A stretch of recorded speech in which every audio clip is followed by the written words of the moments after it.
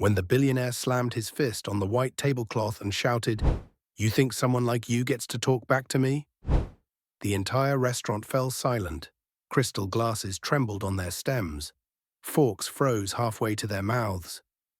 Every guest turned to stare at the young waitress standing across from him. Her hands clenched, her eyes locked on his with quiet defiance. She was barely 22, dressed in a pressed black uniform with a spotless apron, her blonde hair tied neatly in a bun. Her name tag read Ella. Her shift had started 2 hours ago. Her nightmare had started 60 seconds earlier. The man she was serving, Vincent Langston, tech tycoon, household name, Forbes front cover, had already sent back 2 dishes, insulted the sous chef, and barked condescending orders like he was rehearsing for a movie about Wall Street villains. But it was when she gently reminded him the kitchen couldn't accommodate a 10th revision to his entree that the mask slipped completely. "I'm paying $2,000 to sit in this chair," he snapped, rising halfway out of it. "And you think you can tell me what I can't have?" She opened her mouth to speak, but he wasn't finished. "You're nothing. Just a server in a place you'll never afford to eat in.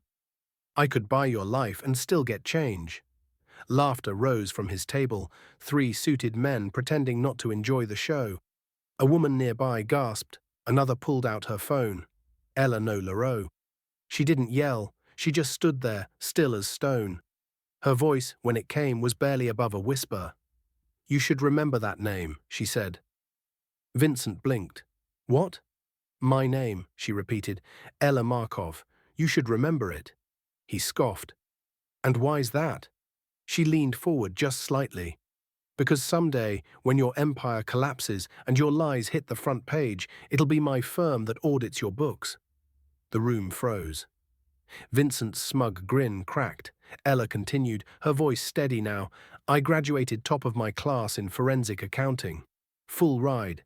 I turned down a position at Langston Tech because I didn't want to work under a man under federal watch.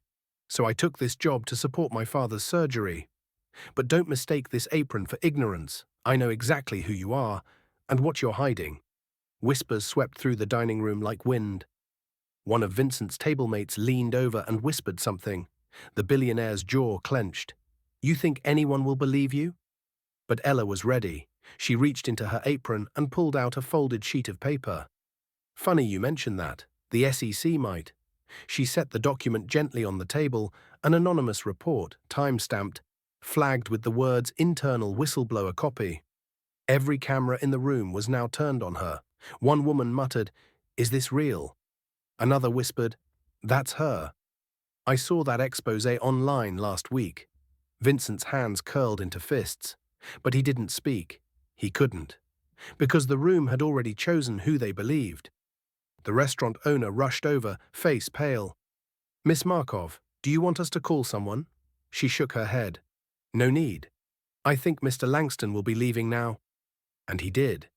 Face red, jacket over one arm, he stormed out without another word. No tip, no dignity, no applause, except the kind you don't hear. The kind that comes in silence, in stunned reverence, in held breath and eyes that say, "Finally." As Ella turned to walk back toward the kitchen, the entire room stood still. Then, one slow clap. Then two.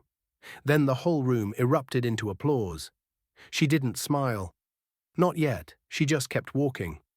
But in the back, behind the bar, a man in a dark suit lowered his drink and pulled out his phone. He dialed, waited, and said, "We just found our next hire. Cancel the rest of the interviews. Her name's Ella Markov." Moral of the story? Never measure someone's worth by their uniform. Some wear aprons with more integrity than men in $1,000 suits.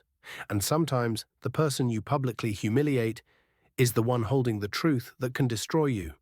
A billionaire screamed at a waitress until her one sentence silenced the entire restaurant.